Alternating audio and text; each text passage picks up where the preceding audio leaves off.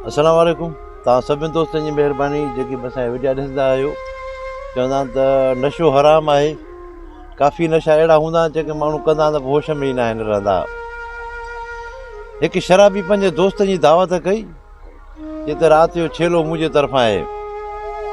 पोइ हुन दोस्तनि खे हिकु जाइ ते घुराए उते शराब जा पेक वेक हयऊं। उनखां पोइ हुननि खे चई त हाणे मां छेलो काए थो अचां।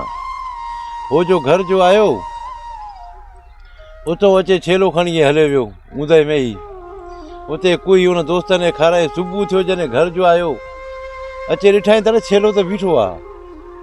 पंहिंजी ज़ाल खे चई त हे छेलो काॾों आयो? चई लिभागा छेले खे छॾ, तूं मूंखे इहो ॿुधाए त राति जो तूं आहे तूं कुतो काॾे कुले ते कीअं पियो वञी? छो राति जो हुननि कुतो भुल में काए वञी कुई खाई छॾियो। छो नशे जा इहे हालात हूंदा आहिनि। नशो करणु चङो कमु न आहे।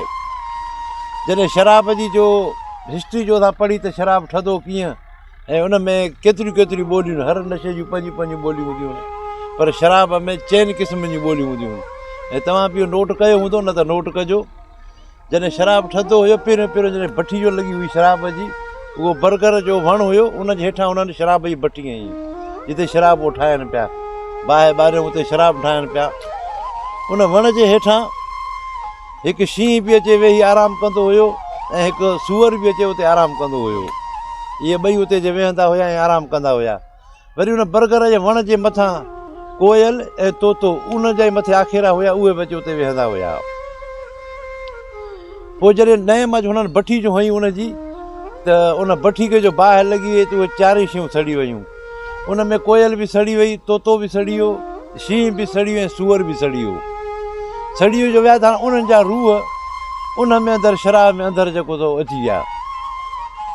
पोइ जॾहिं शराब जो तयारु थियो त हाणे तव्हां ॾिसंदव त शराब जो जॾहिं पहिरियों पहिरियों माण्हू पेक पीअंदा आहिनि त कोयल वांगुरु सुठो सुठो ॻाल्हाईंदा आहिनि ऐं मिठो मिठो ॻाल्हाईंदा आहिनि।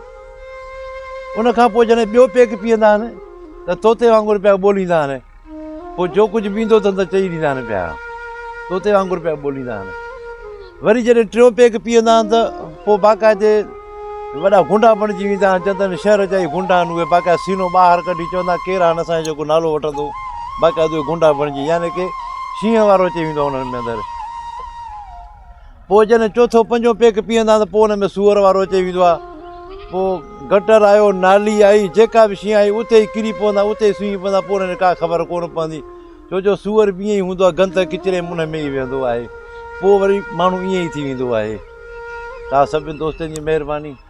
हिते ॻोठ आयल आहियूं, हे उतां जा नज़ारा ने मेहूं जेके चरनि थी पियूं ॿाहिरि निकिरी आया आहिनि।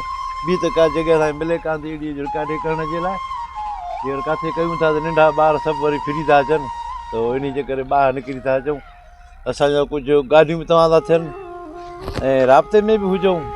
तव्हां सभिनी दोस्तनि जी महिरबानी आहे जेके बि दोस्त वीडियो ॾिसंदा हो।